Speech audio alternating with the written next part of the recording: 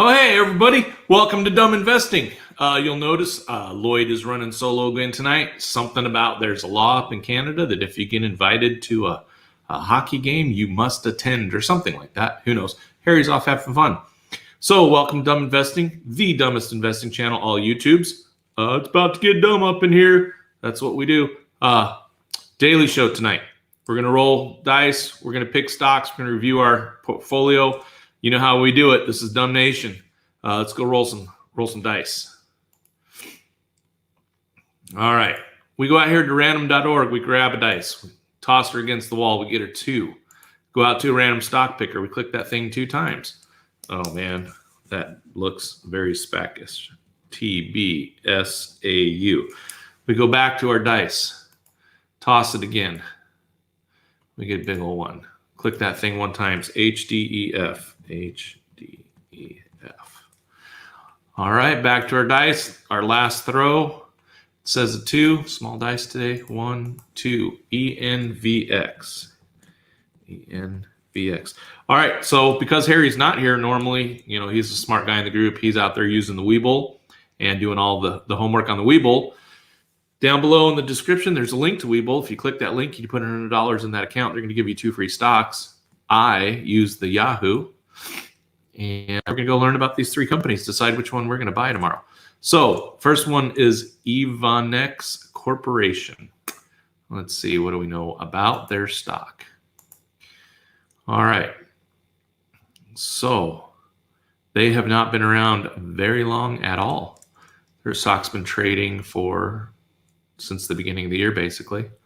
And it has gone up. Man, these people, whoever got in early, they doubled their money, at least, right? That's great.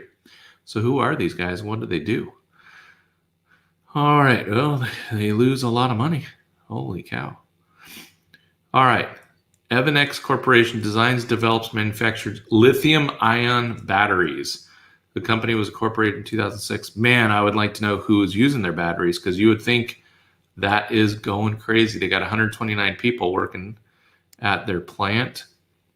A lot of people think we should be buying them at least the last 2 months, but they're not making any money. Why are they not making any money? Aren't these batteries the bee's knees? They have absolutely zero revenue. So are they just doing R&D right now?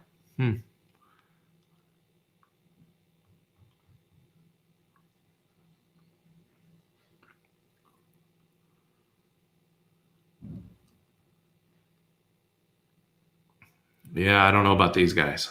I don't know. I think with them being so new, we would have to do some homework and find out, do they have some special technology? What's going on? They've got a $4.5 billion market cap right now. Unbelievable for somebody that's been around for a year and hasn't sold anything.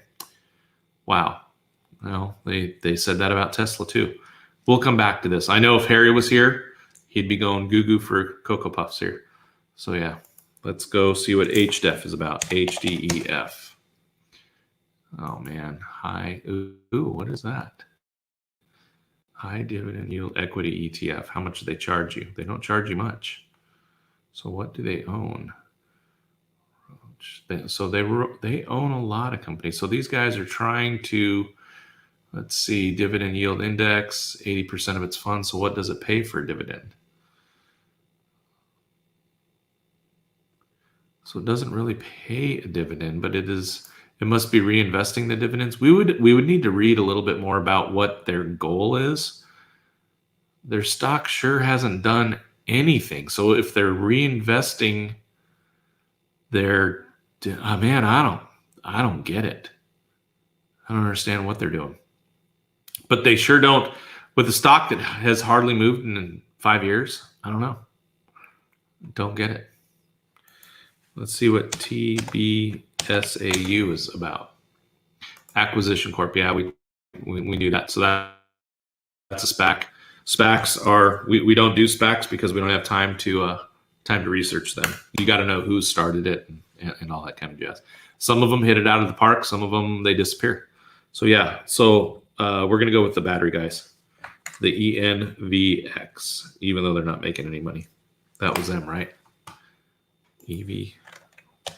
ENVX. Was that them?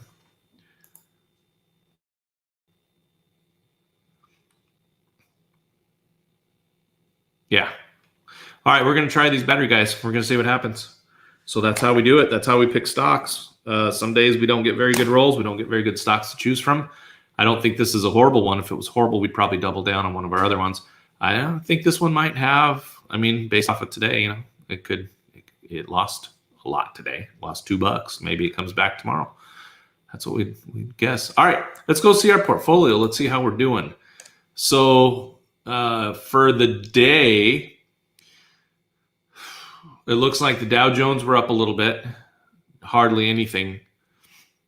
Let's see. Does that tell us anybody else? Man, I wish we could see some of the other stuff. But it doesn't look like a good day. 5,000 stocks went down. 1,800 went up. That's not a very good ratio. Let's see how our ratio looks. We go to watch lists, and let's see here. So, we have 3 greens. They are not green by much at all. VTV has been up there a couple of days. That's kind of cool. Range Resources up there. That's a recent one that we picked. And Cisco moved up. But we have a whole ton of reds. Look at how many reds we have and how big are, oh man, and the big ones. So the Russell itself was down. That only makes sense, 7%. That's yike. Fuel Tech down big. The Brazilian Bull down big. San Juan Basin down big. Butterfly, the one we doubled down on. Now, nice thing about Butterfly here, they must have had some news that came up. They cut half of their loss after hours. So yeah, so it's not as bad as it could be, but man, that's pretty ugly for a day. We don't get a total here. Let's go see how bad the day was. That's pretty big red bar there. $27 loss. Yeah, that sucks. But it is what it is. It was down day for the whole market. You can see here on the dark blue. The dark blue is us, and the light blue is the Dow. So we've basically been outpacing the market for almost most of the month. Last couple of days, the market has done better than we have. But for the most of the month, geez, Louise, it's late. I'm sorry, guys. Most of the month we've been doing better. So yeah, so that's us in a nutshell. Rolling dice, buying stocks, hoping to make a big retirement one day. Can't do it with all this red down here, though, right? We need a lot more green. So yeah, we're gonna be practicing some different strategies. Oh no, we didn't. Yeah, we want to look at these overalls. Sorry about that. Overalls, we got Worry Bank up 21%, 17 on assignment, 13 on Park City. DNOW still up in that top 5. And the Industrials Bull shows up into the top 5, up 10%.